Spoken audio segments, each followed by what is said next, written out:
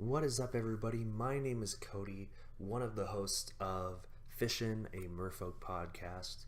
You can find us at all of the social media that you see at the top of the screen. We are doing a 5-game friendly league, and I decided it wasn't worth recording the first episode, the first match. So we're going to go through it. Spoiler alert, I did lose. However, we're going to go through the match anyway, just so that you get the full experience. I mean, it's not really the full experience, but so we were on the draw.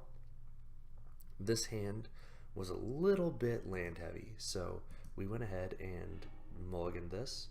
This hand I did keep just because we were on the draw, and basically off of this we could start things. At least we have Curse Catcher, Dismember available, and plus, as luck would have it, there's an island on top. So we went ahead and our opponent played a Fetid Heath and passed the turn.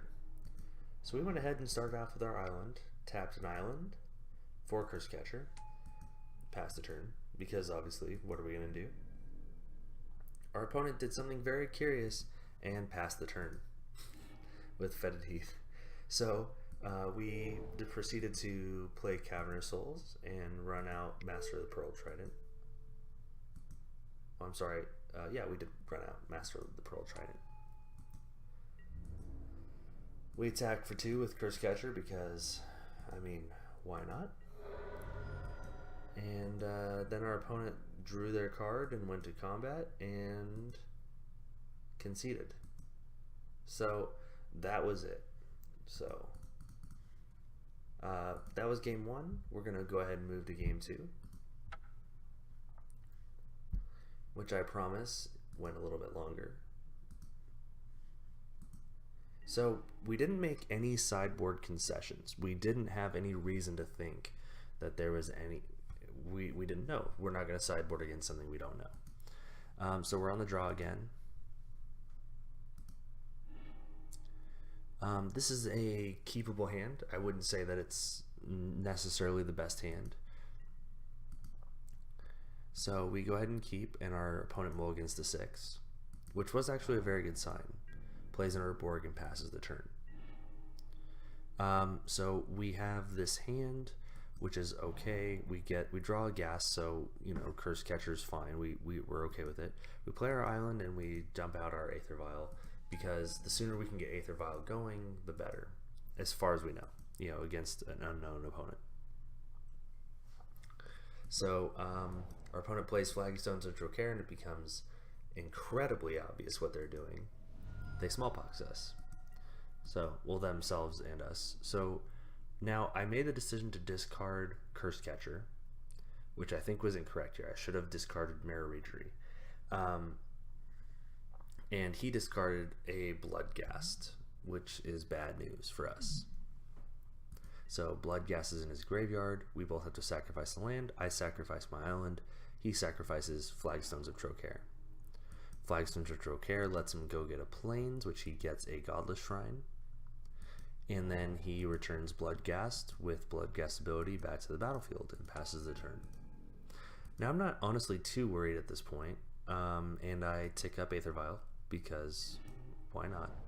Play out an island that we draw. I decided to keep up Curse Catcher because removal, and we might as well just keep it up. There's no reason to play it out main phase with Aether Vial. So he thought seizes. So I vial in Curse Catcher because that's what you do. Now, here was my first mistake. I sacked Curse Catcher to try and counter this Thoughtseize without, or with full knowledge that the Godless Shrine could be tapped to pay for the cost. So that was my first mistake. I should not have done that. I should have kept Curse Catcher around, because at least then, we drop a Lord of Atlantis, which he actually took, and then we're at least kind of in business. So we tick up Aether Vial to 2, move past combat into the end step. I figured basically if they have removal, they'll just fire it off. If they have discard, we can flash in Silvergill, and it doesn't matter. The extra card is in my hand anyway.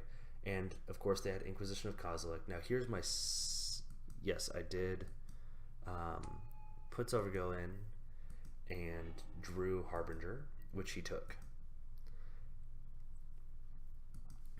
He wanted to keep me off plays that I could make, basically, which is fair. And then, oh, sorry, he fatal pushed my Silvergill Adept and attacked it with Bloodghast, because Bloodghast be Bloodghastin. So I leave Aether Violet 2 because we have the land in hand and we can hardcast Reedry, and Dismember means nothing in this matchup. So I went ahead and hardcast Mara Reedry. I left Aether Violet 2 just so that way if I did end up drawing a creature, you know, I could Violet in. He plays another Flagstones and attacks with Bloodghast, which I allow through. Oh, I left Aether Violet 2, drew a land, played it, attacked with Mara Reedry. Which, I mean, it really didn't matter if I attacked or not. I mean, I might as well attack because I'm not going to block with Bloodghast, so at least get some damage in. He taps some mana here and then untaps it.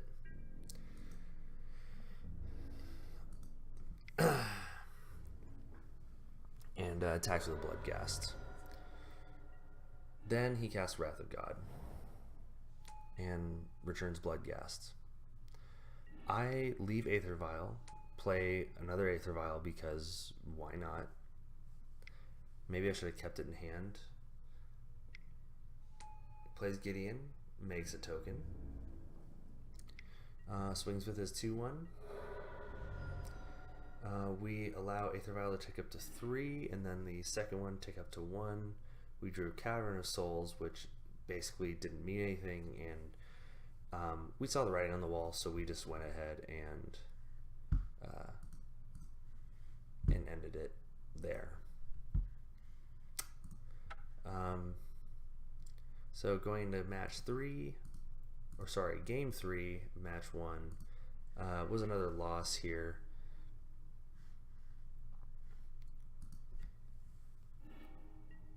So we had actually a pretty incredible hand here. Oh geez, this is really quick. We had a pretty incredible hand. We were on the play, so we play out a land, Aether Vial. Our opponent plays Urborg and passes. We take up Aether Vial because that's what you do. We play our only blue source to play a Silvergill Adept because we revealing Lord of Atlantis. And we draw another Silvergill, so sure, I mean, that's fine. It literally replaced itself.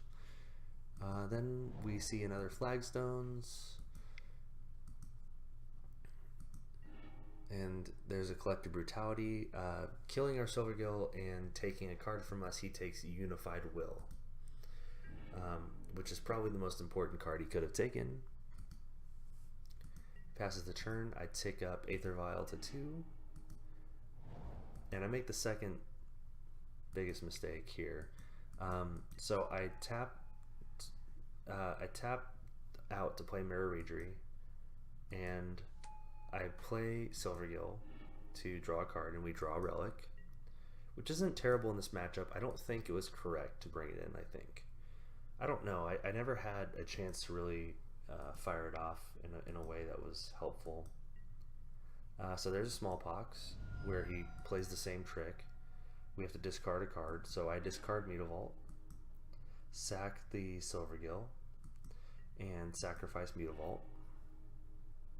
He gets planes out of his deck, but from Flagstones of Trocaire, and then promptly plays his Bloodghast again.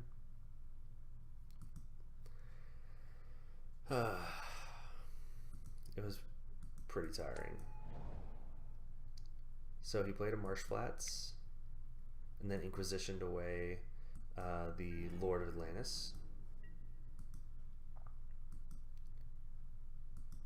So we left Aether Violet 2, we had Silvergill. So this is where I made my second big mistake. I tapped Aether Vial.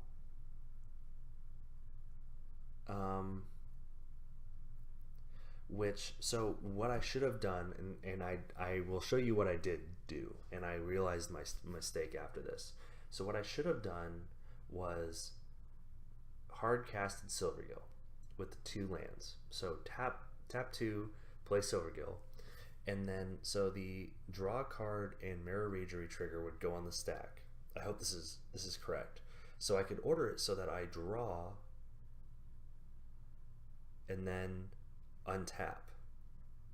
So what I would do was draw my card, tap Aether Vial to untap a land, and then if it's a 2-drop, cast Aether Vial, and then cast Relic, or tap Aether Vial to put the whatever creature I drew into play, and then played Relic of Progenitus to start milling away his graveyard. Instead, I do this. I tap Aether Vial and do nothing, and I didn't cast it. So what I do instead is I hard cast Relic of Progenitus. So my opponent plays a basic swamp, plays Lily of the Veil, forces us to sacrifice our Mirror Ragery, hits us with Bloodghast. We untap, leave it at 2, draw an island. I cannot cast. Oh, then I conceded. We were really on the back foot here, and even though he only had 1 card in hand, Lily is pretty hard to run with. I mean, we could have vialed in the Silvergill and kept up the island as discard fodder. We were just kind of in a bad spot. So come back for our next video, where we are going to play hopefully better than we did there, and it's going to be live, so it's going to be commented on as I record, so you will get to hear my thoughts in action. So come back next for our next video here on Fishin' MTG's YouTube channel. Have a good one.